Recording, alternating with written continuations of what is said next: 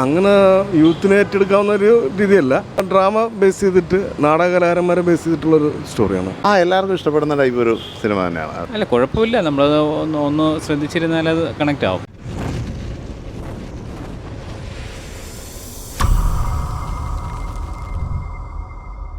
നല്ല മൂവിയായിരുന്നു. കാരണം അത് പബ്ലിസിറ്റിയുടെ ഒരു അഭാവം ഉണ്ടെന്ന് മാത്രമേ ഉള്ളൂ. പക്ഷേ മൂവി നല്ല മൂവിയായിരുന്നു. ഒരു നാടക പശ്ചാത്തലത്തിലുള്ള മൂവിയാണ്. അങ്ങനെ യൂത്തിനെ ഏറ്റെടുക്കാവുന്ന ഒരു രീതിയല്ല. ഒരു ഡ്രാമ ബേസ് ചെയ്തിട്ട് നാടകകലാകാരന്മാരെ ബേസ് ചെയ്തിട്ടുള്ളൊരു സ്റ്റോറിയാണ്. പക്ഷേ നല്ല മേക്കിങ്ങും നല്ല ക്യാമറയും ആക്ടേഴ്സും എല്ലാം നല്ല രീതിയിൽ പെർഫോം ചെയ്തിട്ടുണ്ട്. മെസ്സേജ് കലയോടുള്ള ഒരു അഭിനയിച്ചതിനെ കുറിച്ചുള്ളൊരു സംഭവങ്ങളാണ്. കുഴപ്പമില്ല, നല്ല മൂവിയാണ്.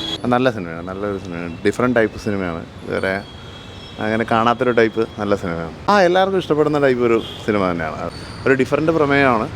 എല്ലാവരും കണ്ടിരിക്കേണ്ട തന്നെ ഒരു സിനിമയാണ്. സിനിമ കുഴപ്പമില്ല, കണ്ടുകൊണ്ടിരിക്കാം.